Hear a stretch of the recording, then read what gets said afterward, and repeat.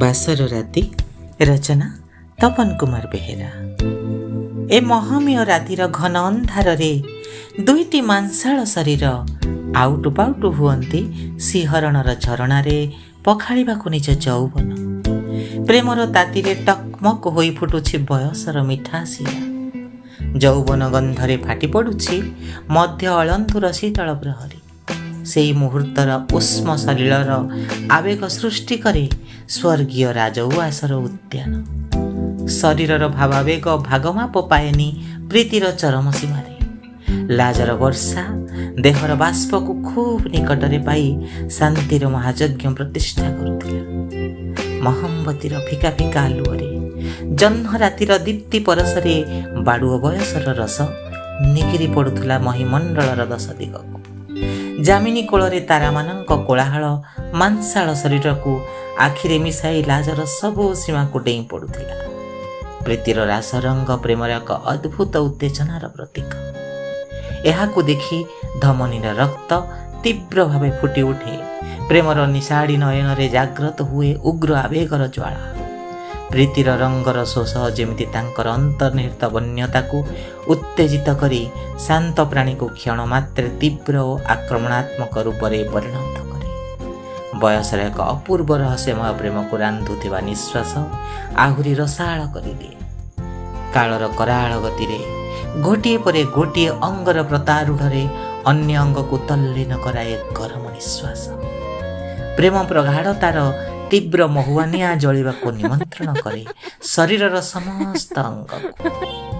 ଓଠର ପହିଲି ଛୁଆଁ ଯୌବନର ପ୍ରଥମ ନିଆଁକୁ ଲିଭେଇ ପାରେନି କୌଣସି ଶକ୍ତି। କଳା ରଙ୍ଗର ଆକାଶର ସ୍ନିଗ୍ଧତା ଭଳି ସେଇ ଦୁଇ ନୟନରେ ଅଜସ୍ର ସ୍ୱପ୍ନର ସମାହାର ମନଲୋଭା ଚାହାଣୀରେ ଏମିତି ଏକ ଯାଦୁ ଖେଳାଏ ଯାହା ମୁହୂର୍ତ୍ତକ ପାଇଁ ସମୟର ଗତିକୁ ସ୍ଥାପିତ କରିଦିଏ। ସେହି ଆଖିର ପଲକ ପଡ଼ିବା ମାତ୍ରେ ଯେମିତି ହୃଦୟର ସ୍ପନ୍ଦନରେ ଏକ ନୂତନ ରାଗିଣୀ ଝଙ୍କୃତ ହୁଏ। ସେହି ଦୃଷ୍ଟିରେ ନା ଅଛି କୌଣସି ପ୍ରଗଳ୍ଭତା, ନା ଅଛି କୌଣସି ଆଭିଜାତ୍ୟର ଅହଙ୍କାର, ବରଂ ଅଛି ଏକ ଶାନ୍ତ ଗଭୀରତା ଯାହା ସାଗରର ନୀଳ ଜଳ ରାଶି ପରି ରହସ୍ୟମୟ। ଯେତେବେଳେ ଦୁଇଟି ତୃଷାର୍ତ୍ତ ଓଠର ମିଳନ ହୁଏ ସେତେବେଳେ ଶବ୍ଦମାନେ ମୌନ ହୋଇଯାଆନ୍ତି ଏବଂ ଭାଷା ପାଇଥାଏ ଏକ ନୂତନ ସଂଜ୍ଞା। ଚୁମ୍ବନ କେବଳ ଏକ ଶାରୀରିକ ସ୍ପର୍ଶ ନୁହେଁ, ବରଂ ଏହା ଦୁଇଟି ଆତ୍ମାର ଏକ ଗୋପନୀୟ ଓ ଶୃଙ୍ଗାରିକ ସଂଳାପ।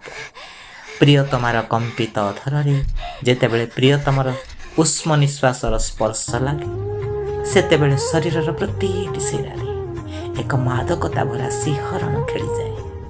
ସେହି ମୁହୂର୍ତ୍ତର ନିବିଡ଼ ଅଶ୍ଳେଷରେ ଥାଏ ସମର୍ପଣର ଚରମ ପରାକାଷ୍ଠା। ଓଦା ଓଠର ସେହି ଅମୃତପାନ କେବଳ କାମନାର ଅଗ୍ନିକୁ ପ୍ରଜ୍ୱଳିତ କରେ ନାହିଁ, ବରଂ ହୃଦୟରେ ସୃଷ୍ଟି କରେ ଏକ ଅନନ୍ତ ପିପାସା। ଏହା ପ୍ରେମର ସେହି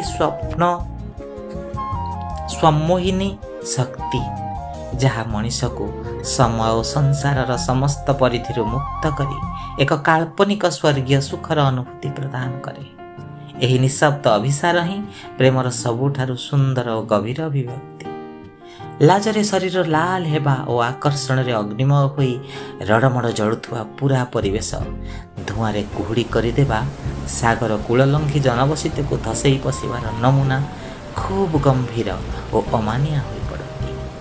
ବାସର ରାତିରେ ଦୁଇ ପ୍ରେମୀଙ୍କ ମଧ୍ୟରେ ଯେଉଁ ମହାମିଳନ ସୃଷ୍ଟି ହୁଏ ତାହା ସେମାନଙ୍କର ଅଳଙ୍କାର। ପ୍ରେମର ମୃତ୍ୟୁ ନାହିଁ।